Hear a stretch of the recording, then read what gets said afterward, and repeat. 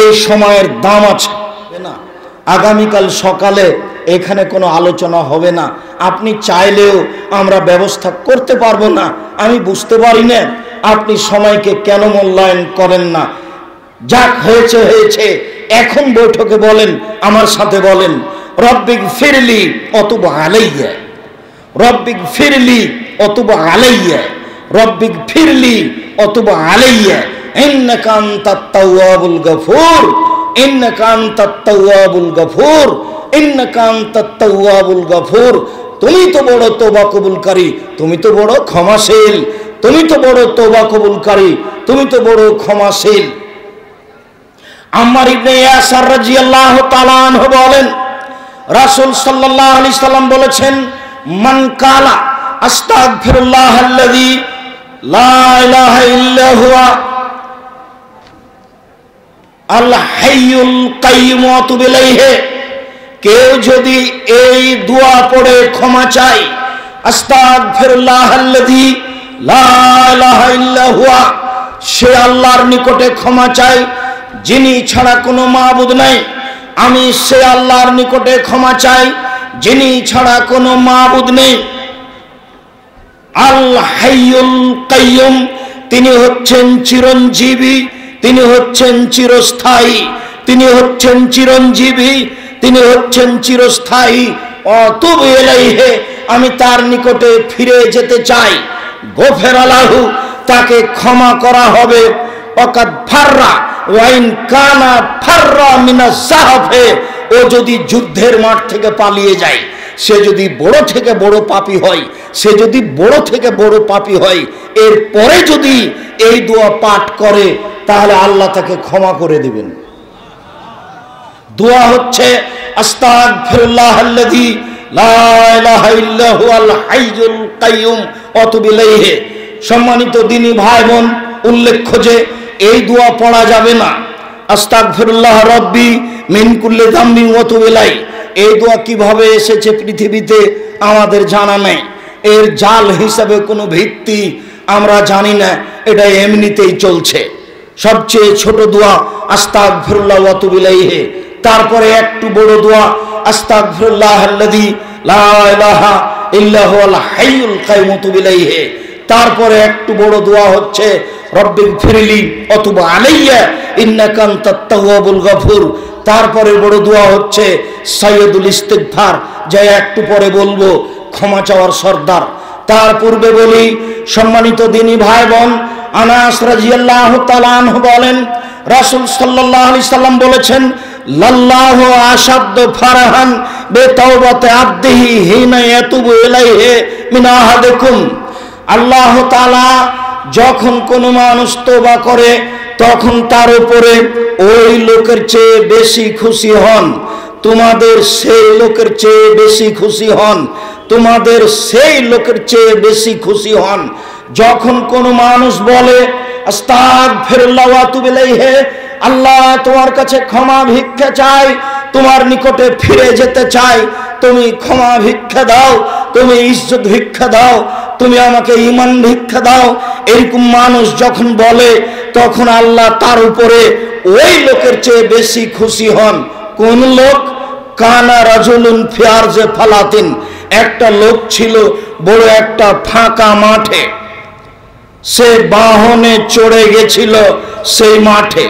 ফানফালাতাত মিনহু রাহেলাতুহু, হঠাৎ করে তার বাহনটা, উটটা সেখান থেকে চলে যায়। ওয়া আলাইহা তা'মুহু ওয়া শারাবুহু আও আলাইহি তা'মুহু ওয়া শারাবুহু, সেই উটের উপরে ছিল তার খাদ্য পানি, খাদ্য ছিল উটের উপরে, পানি ছিল উটের উপরে। ফাকাদ আয়েশা মিনহা, সে বাহন থেকে নিরাশা হয়ে গেল, সে ভাবলো আর আমি বাহন পাবো না, অনেক বড় ফাঁকা জায়গায় এসেছি, আমি হেঁটে বাড়িও যেতে পারবো না, অতএব সিদ্ধান্ত নি মরে যাওয়ার। ফাতা সাজারাতান, তা একটা গাছের নিকটে আসলো। ফাস্তাজা ফি জিল্লিহি, সে গাছের ছায়ায় শুয়ে গেল, গাছের ছায়ার নিচে শুয়ে গেল, এই মর্মে যে এখন সে মারা যাবে। কেন? কাদ আয়েশা মিন রাহেলাতিহি, সে তার বাহন হতে নিরাশা হয়ে গেছে, যেহেতু বাহন পাবো না, যেহেতু পায়ে হেঁটে বাড়ি যেতে পারবো না, যেহেতু খাওয়ার ব্যবস্থা নেই, পানির ব্যবস্থা নেই, অতএব গাছের নিচে শুয়ে গেলাম মরার সিদ্ধান্তে। ফায়দা হওয়া, হঠাৎ করে এইভাবে থাকতে থাকতে ইজহুয়া কায়মুন ইনদাহু, হঠাৎ বাহনটি পাশে দাঁড়িয়ে আছে। এইভাবে থাকতে না থাকতেই হঠাৎ বাহনটি পাশে দাঁড়িয়ে আছে। ফাখাজা খেতামাহা, সে তার লাগামটা ধরে নিল। লাগামটা ধরে নিয়ে বলল মিন শিদ্দাতিল ফারহে, খুব বেশি খুশি হয়ে বলল আল্লাহুম্মা, হে আল্লাহ, আনতা আবদি ওয়া আনা রাব্বুকা, তুমি হচ্ছে আমার দাস আর আমি হচ্ছি তোমার প্রতিপালক। খাতা মিন শিদ্দাতিল ফারহে, বেশি খুশিতে বাক্য উল্টে গেছে, বেশি খুশিতে বাক্য ভুল হয়ে গেছে। বাক্যে বলেছে হে আল্লাহ, তুমি আমার দাস, আমি তোমার প্রতিপালক। হে আল্লাহ, তুমি আমার দাস, আমি তোমার প্রতিপালক। এই লোকটা বাহন পেয়ে যত খুশি হয়েছে, মানুষ তওবা করলে তার উপরে এর চেয়ে অনেক অনেক অনেক গুণে বেশি খুশি হন। কি দিয়ে বুঝায় আপনাকে আমি তওবা করা কি জিনিস? কি দিয়ে বুঝায় আপনাকে আমি ক্ষমা চাওয়া কি জিনিস? কি দিয়ে বুঝায় আপনাকে আমি তওবা করা কি জিনিস? কি দিয়ে বুঝায় আপনাকে আমি ক্ষমা চাওয়া কি জিনিস? যার কারণেই রাসূল সাল্লাল্লাহু আলাইহি সাল্লাম বেশি বেশি তওবা করতেন, ক্ষমা চাইতেন। বিচারের মাঠে সবচেয়ে সফল মানুষ ওরা, সবচেয়ে ভালো মানুষ ওরা, সবচেয়ে সফল মানুষ ওরা, সবচেয়ে ভালো মানুষ ওরা, যাদের আমল নামায় থাকবে বেশি বেশি ক্ষমা, বেশি বেশি তওবা, বেশি বেশি ক্ষমা, বেশি বেশি তওবা থাকবে, তারাই হবে সবচেয়ে সফল মানুষ। এ কথা রাসূল সাল্লাল্লাহু আলাইহি সাল্লাম বলেন। আনাস রাদিয়াল্লাহু তাআলা আনহু বলেন, রাসূল সাল্লাল্লাহু আলাইহি সাল্লাম বলেছেন, কুল্লু বনি আদম খাত্তা ওয়া খায়রুল খাত্তাইনা তাওয়াবুন, আদম সন্তানই পাপী, আদম সন্তানই পাপী। উত্তম পাপী সেই যে পাপ করার পরে ক্ষমা চায়, উত্তম মানুষ সেই যে পাপ করার পরে ক্ষমা চায়। আদম সন্তানই পাপী, তবে উত্তম মানুষ সেই যে পাপ করার পরে ক্ষমা চায়। রাসূল সাল্লাল্লাহু আলাইহি সাল্লাম বলেন, আর তাইবা বিনা যামবে কামান লা যামবা লাহু, কেউ যখন তওবা করে তখন সে হয়ে যায় সেই লোকের মতো যার কোনো পাপ নেই। যখন কেউ তওবা করে তখন সে হয়ে যায় সেই লোকের মতো যার কোনো পাপ নেই। যখন কেউ তওবা করে তখন সে হয়ে যায় সেই লোকের মতো যার কোনো পাপ নেই। সম্মানিত দিনী ভাই বোন, আপনাকে শোনাচ্ছিলাম রাসূল সাল্লাল্লাহু আলাইহি সাল্লামের পক্ষ থেকে তওবা ইস্তেগফারের কথা, যাতে আল্লাহর দয়া রহমত পাওয়া যাবে। সাইয়্যিদুল ইস্তেগফার আপনাকে আমি শোনাই। সাইয়্যিদুল ইস্তেগফার ক্ষমা চাওয়ার সর্দার, যার মাধ্যমে সবচেয়ে বেশি ক্ষমা পাওয়া যাবে। সাদ্দাদ ইবনে আউস রাদিয়াল্লাহু তাআলা আনহু বলেন, রাসূল সাল্লাল্লাহু আলাইহি সাল্লাম বলেছেন, সাইয়্যিদুল ইস্তেগফার ক্ষমা চাওয়ার সর্দার। এই বাক্যটি রাসূলের মুখের ভাষা যে সাইয়্যিদুল ইস্তেগফার ক্ষমা চাওয়ার সর্দার, একুলো লোকটা বলবে ক্ষমা চাইতে গিয়ে, আল্লাহুম্মা আনতা রাব্বি, হে আল্লাহ তুমি আমার প্রতিপালক, লা ইলাহা ইল্লা আনতা, তুমি ছাড়া আর কোনো প্রকৃত মাবুদ নেই। খালাক্তানি, তুমি আমাকে সৃষ্টি করেছো। ওয়া আনা আবদুকা, আমি হচ্ছি তোমার দাস। ওয়া আনা আলা আহাদিকা, আমি তোমার ওয়াদা অঙ্গীকারের উপরে রয়েছি। ওয়াদিকা মাস্তাতাত, তোমার সাথে যে আমার চুক্তি রয়েছে, ওয়াদা রয়েছে, সেটা আমি সম্ভবপর বাস্তবায়ন করার চেষ্টা করব। আউযু বিকা মিন শাররি মা সানাত, জীবনে যত পাপ করেছি, অন্যায় করেছি, সব পাপ অন্যায় থেকে তোমার কাছে আশ্রয় চাচ্ছি। আউযু বিকা মিন শাররি মা সানাত, আবু আলাকা বে নি'মাতিকা আলাইয়া, যত অনুগ্রহ করেছো সব স্বীকৃতি দিলাম। চক্ষু দিয়েছো, মেনে নিলাম তোমার দয়া। হাত দিয়েছো, মেনে নিলাম তোমার দয়া। পা দিয়েছো, মেনে নিলাম তোমার দয়া। বাড়ি গাড়ি জমি জায়গা দিয়েছো, মেনে নিলাম তোমার দয়া। জামিয়া সালাফিয়া ডাঙ্গিপাড়ায় দিনী আলোচনা শোনার জন্য আসার ব্যবস্থা করে দিয়েছো, মেনে নিলাম তোমার দয়া। প্রোগ্রাম বুধবারের দিন বাতিল করা হয়েছিল, তারপরে আবার অনুমতি পাওয়া গেছে, বুঝা গেল তোমার দয়া। তোমার সব নিয়ামতকে স্বীকৃতি দিলাম। আরো স্বীকৃতি দিচ্ছ আববে জাম্বি, পাপ করেছি এটাও স্বীকৃতি দিলাম, পাপ করেছি এটাও স্বীকৃতি দিলাম, নিশ্চয় আমি পাপী, ফাগফিরলি, এখন তুমি ক্ষমা করো। অনেক কিছু বললাম, এখন তুমি ক্ষমা করো।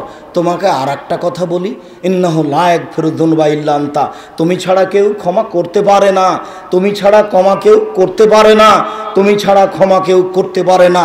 সম্মানিত দিনী ভাই বোন, ক্ষমা চাওয়ার জন্য কোরআন মাজিদ হতে রব্বিগফির ওয়ারহাম ওয়া আনতা খায়রুর রাহিমিন, কোরআন মাজিদ হতে ক্ষমা চাওয়ার জন্য রব্বি ইন্নী যালামতু নাফসি ফাগফিরলি, কোরআন মাজিদ হতে ক্ষমা চাওয়ার জন্য রব্বানা যালামনা আনফুসানা ওয়া ইল্লাম তাগফির লানা ওয়া তারহামনা লানাকুনান্না মিনাল খাসিরিন, ক্ষমা চাওয়ার জন্য হাদিস হতে আস্তাগফিরুল্লাহ ওয়া আতুবু ইলাইহি, ক্ষমা চাওয়ার জন্য হাদিস হতে আস্তাগফিরুল্লাহাল্লাযী লা ইলাহা ইল্লা হুয়াল হাইয়ুল কাইয়ুম ওয়া আতুবু ইলাইহি, ক্ষমা চাওয়ার জন্য হাদিস হতে রব্বিগফিরলি ওয়া তুব আলাইয়া ইন্নাকা আনতাত তাওয়াবুল গফুর, ক্ষমা চাওয়ার জন্য হাদিস হতে সাইয়্যিদুল ইস্তিগফার।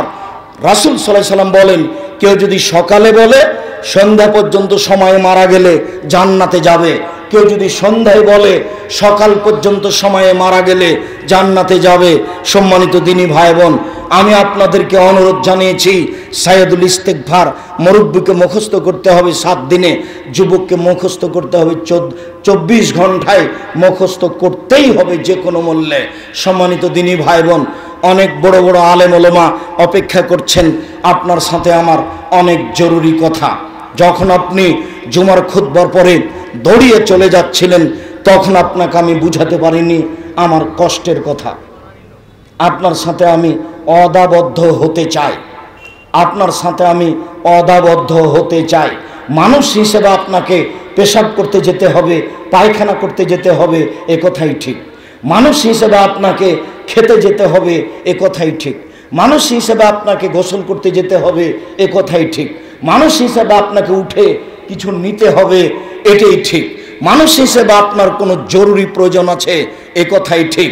কিন্তু সালাম ফিরের সাথে সাথে আমি থামতে বললাম, তারপরে আপনি লাফ দিয়ে উঠে চলে গেলেন, এটা কি?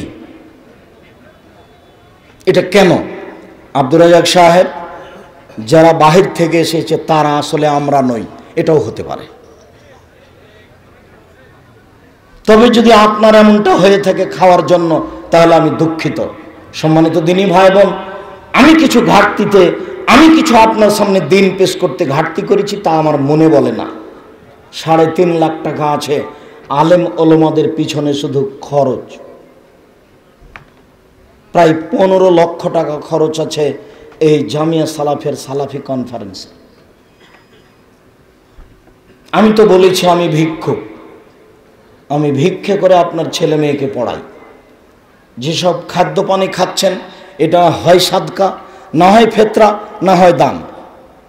সাদকা হয়, ফেতরা যদি হয় জানেন, জাকাত যদি হয় জানেন, আর যদি সেটা দান হয়, সাদাকা হয়, তাহলে সেটা হলো মানুষের ময়লা। আল্লাহ রাসূল বলছেন, ইন্না সাদকাতা ইন্নামা হিয়া আওসাখুন নাস, নিশ্চয় এটা মানুষের ময়লা। মনে রেখো, মানুষের ময়লা আমার জন্য হারাম, আমার বংশের জন্য হারাম, আমার বাড়িতে যে কাজ করে তার জন্য হারাম। হাসান, মুখে দিয়েছ কেন? মুখের ভিতরে আঙ্গুল ঢুকিয়ে খেজুর বের করে ফেলে দিয়ে বলছে, আমার সবারটা তুমি বুঝো না, এটা মানুষের ময়লা, এটা আমার জন্য হারাম, আমার বংশের জন্য হারাম, আমার বাড়িতে যে কাজ করে খায় তার জন্য হারাম।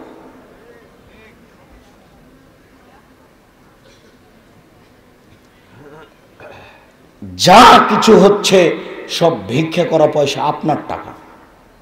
আমি এখানে কিছু করতে পারি না, আমি নিঃস্ব মানুষ, কচুর পাতার পানি। আমি এক সন্ধ্যা খেলে তার 200-100 টাকা দিয়ে দিতে পারি। এই প্রতিষ্ঠান পরিচালনা করার মতো আমার মতো নিঃস্ব মানুষের কাজ নয়। এবছরের জানুয়ারিতে মাসিক বেতন আসতে পারে 22 থেকে 23 লক্ষ টাকা, এখন আসে প্রায় 20 লক্ষ টাকা। 200 থেকে 250 জন শিক্ষক শিক্ষিকা কর্মচারী রয়েছে বিভিন্ন স্থানে। বারবার আমি বলছি যে এই দিকে যেতে একাডেমিক ভবনে যেখানে ঢুকছেন ওইখানের জমিটা পরে কিনতে হয়েছে, ওয়াদা আগে হওয়ার পরে, তার দাম 30 লাখ টাকা। 10 দেওয়া হয়েছে, 11 দেওয়া হয়েছে, 19 লাখ বাকি আছে। ওর পিছনে একটা জমি নেওয়া হয়েছে, তার 3 লক্ষ টাকা বাকি আছে। সামনে মহিলা শাখার সাথে একটা জমি নেওয়া হয়েছে, তার 30 লক্ষ টাকা বাকি আছে।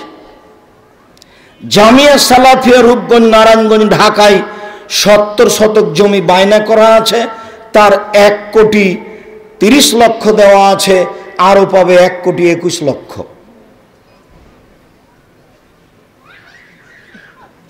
প্রতি মাসে বেতন তো লাগেই। নিম্নে মিস্ত্রি, লেবার বিল, কেউ আছে রাজমিস্ত্রি, কেউ আছে শাটারিং মিস্ত্রি, কেউ আছে স্যানিটারি মিস্ত্রি, কেউ আছে টাইলস মিস্ত্রি, কেউ আছে টিন মিস্ত্রি। মিস্ত্রি যে কত প্রকার! প্রতিদিন 2 জামিয়ায় নিম্নে 20,000 থেকে 50,000 টাকা বিল আছে। কিভাবে চলে আমি নিজেও বুঝি না। আমি আপনাকে দানের কথা বললাম, আপনি লাভ দিয়ে আপনার ব্যাগের উপর দিয়ে পার হয়ে চলে গেলেন। আমি বুঝতে পারলাম না আপনি এটাকে কি বলতে চাচ্ছেন আমাকে। আপনাকে আমি কোটি টাকা দান করতে বলিনি।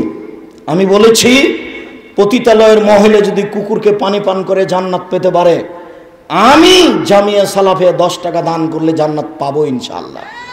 এই আশায় আপনার যতটুকু শক্তি সামর্থ্য ততটুকু আমি দান করার জন্য অনুরোধ জানাই। মাসিক আলিতে সম্পত্রিকায় ভর্তুকি লাগে প্রতি মাসে প্রায় 1.5 লক্ষ টাকা। প্রেস আছে আপনার পিছন দিকে, ওই প্রেসও প্রতি মাসে ভর্তুকি লাগে।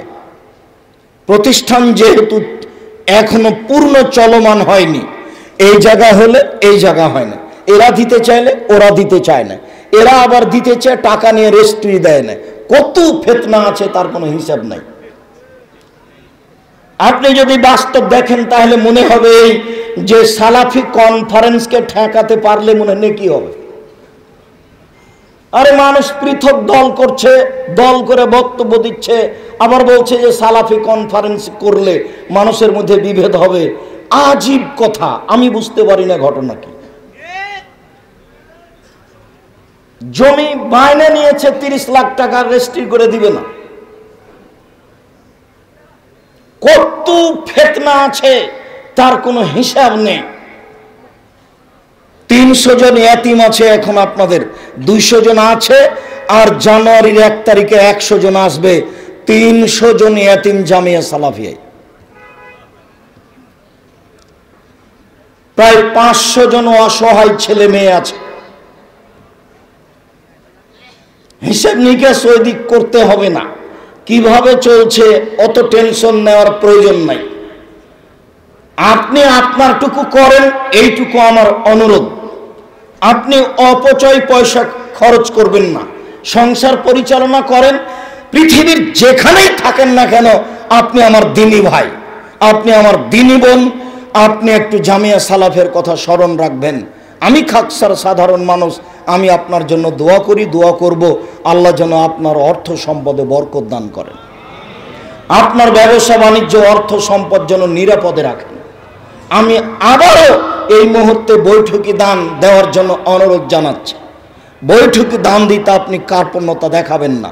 আমি সব সময় আমার কাছে যেটুকু ভাঙাচারা 2-1 টাকা আছে সেটুকুতে আমিও অংশগ্রহণ করি আপনাদের সাথে বৈঠকি দানে। যারা স্টেজে আছেন, যারা যেখানে আছেন, প্রশাসনের লোক সহ, প্রশাসনের লোককে বলছি যে আপনিও 10 টাকা দিয়ে অংশগ্রহণ করেন। পতিতালয়ের মহিলা যদি কুকুরকে পানি পান করে জান্নাত পেতে পারে, তাহলে আমিও জামিয়া সালাফিয়া 10 টাকা দান করে জান্নাত পাবো ইনশাআল্লাহ। এই আশায় আপনাকে আমি দান করার জন্য অনুরোধ জানাচ্ছি, বিনীত অনুরোধ। আলোচনা শেষে আমি আবারও আসবো আপনার সাথে কথা বলার জন্য। যেদিনই জামিয়া সালাফিয়া কনফারেন্সে আসবেন সেদিন বাড়ি থেকে সিদ্ধান্ত নেবেন 500 টাকা নিয়েছি, 300 টাকা খাবো, আর 200 টাকা জামিয়া সালাফিয়া দান করে দেব, এই মর্মে বাড়ি থেকে বের হবেন। 13-14 জানুয়ারি রূপগঞ্জ, নারায়ণগঞ্জ এইভাবেই যাবেন। 17-18 ফেব্রুয়ারি দিনাজপুর জামিয়া সালাফিয়া এভাবে যাবেন।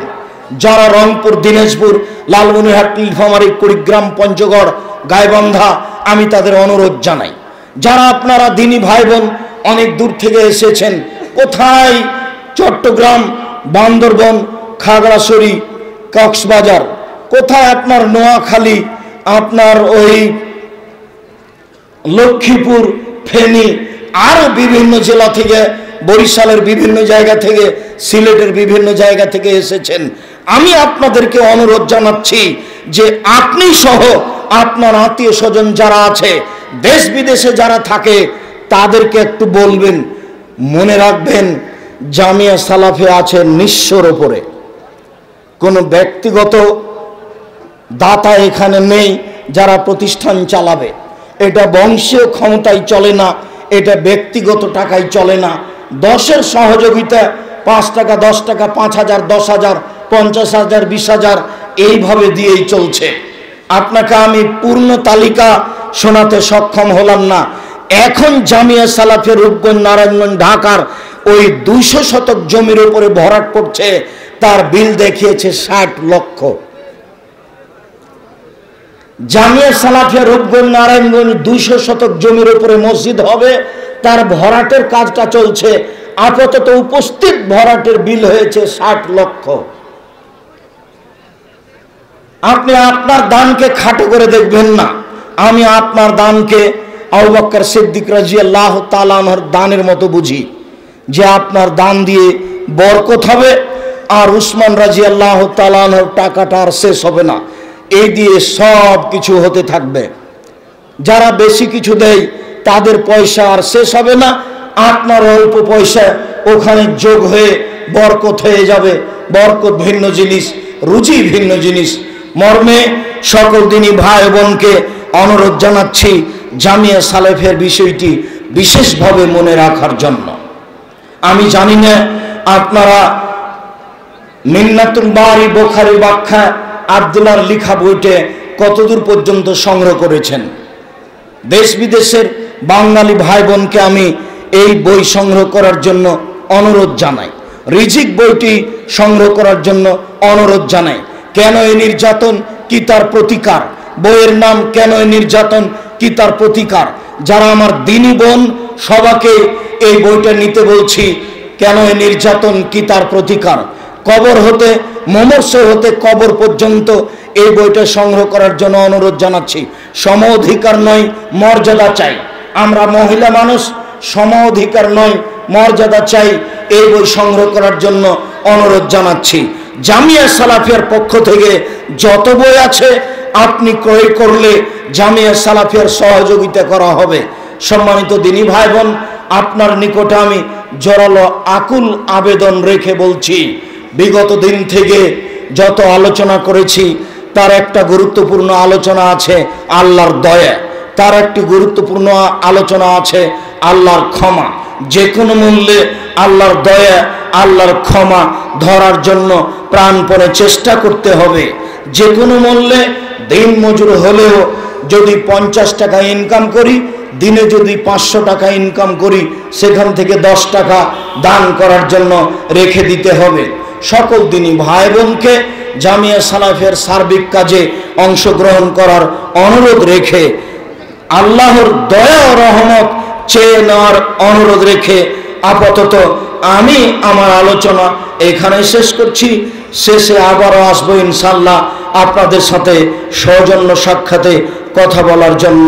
আল্লাহ তুমি আমাদের কবুল করো, আমাদের জামিয়া সালাফে কবুল করো। আল্লাহ আমার দিনী ভাই বোন যারা যেখান থেকে কোরআন হাদিস শুনছে তাদেরকে মেনে চলার তৌফিক দান করো। আল্লাহ আমার দিনী ভাই বোন যারা যেখানে যেভাবে জামিয়া সালাফে দান করছে সেটা তুমি কবুল করো, তাদের অর্থ সম্পদে বরকত দান করো, তুমি তাদের রুজি রোজগারকে নিরাপদে রাখো, তুমি তাদের রুজি রোজগারে বরকত দান করো। যারা মারা গেছে তুমি তাদের কবর শাস্তি মাফ করো, তাদের যারা অসুস্থ তুমি তাদের আরোগ্য দান করো, তারা মনের চাহিদা যেটা রাখে আমাদের কাছে, যেইটা দাবি দেওয়া রাখে সেই দাবি দেওয়া তুমি পূর্ণ করো। তুমি সর্বশক্তিমান, তোমার দরবারে এই দাবি রেখে আমার পক্ষ থেকে সংক্ষিপ্ত আলোচনা এখানে শেষ করলাম। সুবহানাকা আল্লাহুম্মা ওয়া বিহামদিকা আশহাদু আল্লা ইলাহা ইল্লা আনতা আস্তাগফিরুকা ওয়া আতুবু ইলাইক। আসসালামু আলাইকুম ওয়া রাহমাতুল্লাহ।